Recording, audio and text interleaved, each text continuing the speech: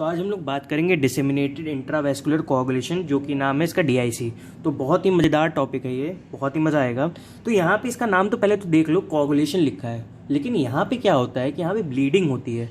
अब वो ब्लीडिंग कैसे होगी, तो इसके हम लोग पैथोजेनेसिस में समझेंगे। पहले तो इसकी डेफिनेशन देख लेते हैं। तो it is a kind of acute, सब एक्यूट, क्रॉनिक, के तीनों तरह के हो सकते हैं। एक्यूट भी हो सकता है, सब एक्यूट भी, और क्रॉनिक भी हो सकता है। थ्रोम्बोहेमोरेजिक डिसऑर्डर, ये एक तरह का थ्रोम्बोहेमोरेजिक डिसऑर्डर है, characterised by excessive activation of coagulation. यहाँ पे एक्सेसिव एक्टिवेशन हो जाएगा किसका, कोआगुलेशन का, और thrombus formation and thrombus formation in microvessel. और माइक्रोवेसल में क्या होगा, माइक्रोवेसल में थ्रोम्बस फॉर्मेशन हो जाएगा। तो इसकी डेफिनेशन हम लोग याद कैसे करेंगे, इट इज एक्यूट, सब एक्यूट और क्रोनिक थ्रोम्बोहेमोरेजिक डिसऑर्डर कैरेक्टराइज्ड बाय, किससे कैरेक्टराइज बताया था मैंने, excessive activation of coagulation and thrombus formation in microvessels. खत्म बात, ठीक है ना। एक्सेसिव, इसको तोड़ तोड़ के याद करो, ठीक है ना। इसको इतना तोड़ दिया, इतना तोड़ दिया, फिर इसके बाद इतना तोड़ दिया, इतना तोड़ दिया, ठीक है ना। तो डेफिनेशन कितने भाग में टूट गई, 1 2 3 4 भाग में टूट गई, ठीक है ना। अब इटियोलॉजी की बात करते हैं। इटियोलॉजी इसकी देख लो जल्दी, इटियोलॉजी तो मैं जल्दी से निपटाता हूँ। सेप्सिस देख लो, सेप्सिस में बैक्टीरियल, फंगल, पैरासाइटिक, वायरल हो सकता है। ट्रॉमा, टिश्यू इंजरी हो सकती है, brain injury, muscle injury. Cancers में तुम्हारे स्लैब वाले जितने मैं बता चुका हूँ, stomach, liver, adenocarcinoma, pancreatic cancer. Liver disease भी हो सकती है, लिवर फेलियर, सिरोसिस से भी। ड्रग्स भी हो सकते हैं, वॉरफेरिन, ऑब्स्ट्रेक्टिकल कॉज, सेप्टिक अबॉर्शन या एब्रोप्शियो पेसेंटे, ठीक है ना। तो ये दोनों आप आगे पढ़ोगे अपने ऑप्शन गाइनी में, ठीक है ना। तो अब इसकी मैं जो मज़ेदार टॉपिक है इसमें क्या, इसका पैथोलॉजी, पैथोजेनेसिस का, वो मैं बात करूंगा जो मज़ेदार है, ठीक है, पूरा मैकेनिज्म उसका, ठीक। अब इसकी मैकेनिज्म की बात करते हैं, मैकेनिज्म ऑफ डीआईसी। तो ठीक है, इसकी इटियोलॉजी क्या क्या थी, टिश्यू डिस्ट्रक्शन हो सकता था, ठीक है, कैंसर थे, एंडोथेलियल इंजरी भी हो सकती है कैंसर के कारण, ठीक है ना। तो सेप्सिस हो सकता था, तो ये सब बता चुका हूँ मैं। तो इसके कारण क्या होता है, इन सब चीज़ों के कारण एक टिश्यू फैक्टर रिलीज होता है वहाँ से। टिश्यू फैक्टर अब क्या कराएगा कि यहाँ पे ये माइक्रोवेस्कुलर का थ्रोम्बोसिस कराएगा। अगर टिश्यू फैक्टर रिलीज हुआ, कोई भी एंडोथेलियल इंजरी हुई, सेप्सिस हुआ या टिश्यू डिस्ट्रक्शन हुआ, तो कुछ फैक्टर्स रिलीज होते हैं, तो उसी को क्या कहते हैं, टिश्यू फैक्टर्स।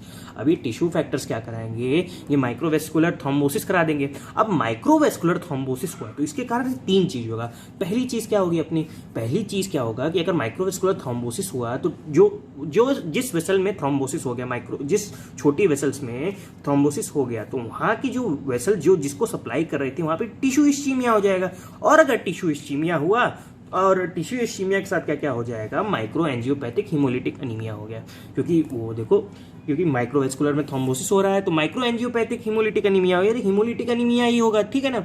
और दूसरी बात करते हैं कि ये क्या करवाता है, प्लाज्मिनोजन का एक्टिवेशन कराता है, ठीक है ना। प्लाज्मिनोजन को प्लाज्मिन बनाएगा। प्लाज्मिन क्या करवाता है, फाइब्रिनोलाइसिस, आपने पढ़ रखा है। फाइब्रिनोलाइसिस क्या कराता है, फाइब्रिनोलाइसिस से क्या होगा, फाइब्रिनोजन डिग्रेडेशन प्रोडक्ट एक बनता है, ठीक है ना। फाइब्रिनोजन डिग्रेडेशन प्रोडक्ट एक बनता है, ठीक है ना, इसको भी याद रखना। अब तीसरी चीज क्या होगी, यहाँ पे माइक्रोवेस्कुलर थ्रोम्बोसिस हुआ तो प्लेटलेट एंड कोआगुलेशन फैक्टर का कंजम्पशन हो जाएगा। और अगर platelet and coagulation factor consumption हो गया तो यहाँ ब्लीडिंग हो सकता है, ब्लीडिंग ये मैनिफेस्ट कर सकता है। और अगर माइक्रोवेस्कुलर थ्रोम्बोसिस की मैं बात करूँ तो ये फाइब्रोलिसिस के कारण भी तो ब्लीडिंग हो सकता है, ठीक है ना। तो ये इससे रिलेट हो गया। तो ये इसका कैरेक्टरिस्टिक क्लासिकल 4 चीजें हैं डीआईसी में। एक टिश्यू इस्चीमिया हो सकता है, एक माइक्रो एंजियोपैथिक हीमोलिटिक अनीमिया हो सकता है, एक रिलीज ऑफ फाइब्रिनोजन क्या, डिग्रेडेशन प्रोडक्ट, और चौथा ब्लीडिंग हो सकती है ना। इसमें ये याद रखना, ब्लीडिंग बहुत ही अच्छा सवाल आता है कि किस इंट्रावेस्कुलर कोआगुलेशन में, किस तरह के कोआगुलेशन में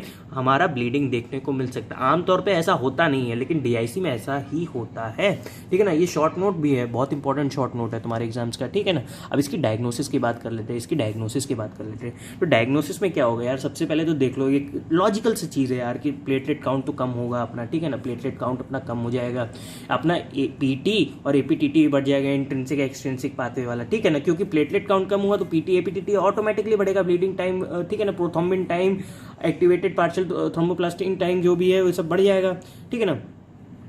अब नेक्स्ट बात करते हैं पेरिफेरल स्मीयर। पेरिफेरल स्मीयर में क्या देखने को मिलेगा, आपको एक तरह की स्पेशल सेल देखने को मिलेगी। यहाँ पे क्या कहते हैं इसको, शिस्टोसाइट। शिस्टोसाइट कुछ इस तरह की होती है, इस तरह की, ठीक है ना, ये हल्की सी कटी हुई इधर से होती है और हेलमेट की तरह होती है ना, इसीलिए इसको हेलमेट सेल भी कहते हैं। पेरिफेरल स्मीयर में क्या पाओगे तुम लोग, शिस्टोसाइट पालोगे। अब चौथा चीज़ क्या होगा यहाँ पे फाइब्रिनोजन डिग्रेडेशन प्रोडक्ट मिलेगा। मैंने बता चुका हूँ कैसे फाइब्रिनोजन डिग्रेडेशन प्रोडक्ट मिलता है, क्योंकि टिश्यू फैक्टर्स रिलीज होंगे, माइक्रोवेस्कुलर थ्रोम्बोसिस होगा, तो उसके कारण से प्लाज्मिनोजन का एक्टिवेशन होगा, तो प्लाज्मिन बनाएगा, फिर फाइब्रिनोलाइसिस कराएगा वो, और फाइब्रिनोलाइसिस हुआ तो एक तरह का प्रोडक्ट निकालेगा, फाइब्रिनोजन डिग्रेडेशन प्रोडक्ट। और फाइब्रिनोलोसिस के कारण एक और चीज़ होता था, ब्लीडिंग होता था, ठीक है ना यार, ये चीज़ याद रखना। अब चौथी चीज़ यहाँ पे क्या होगा, स्टेबल क्लॉट, अगर किसी का स्टेबल क्लॉट लाइस हो जाता है, ठीक है ना, कोई भी स्टेबल क्लॉट लाइस हो जाता है, तो उसको एक तरह के कैरेक्टरिस्टिक फाइंडिंग से हम लोग पहचान करते हैं, उसको क्या कहते हैं, डी डाइमर्स। उसको क्या कहते हैं, डी डाइमर्स। तो यार नेक्स्ट तो इतना था तुम्हारा था DIC, इतना लिख दोगे, इतना जान जाओगे तो बहुत जान जाओगे, ठीक है ना। अब इसके बाद हम लोग नेक्स्ट वीडियो में बात करेंगे थ्रोम्बोसिस के टाइप्स की। थ्रोम्बोसिस के टाइप्स क्या क्या होते हैं उसके बारे में जानेंगे, ठीक है ना। तब तक के लिए बाय।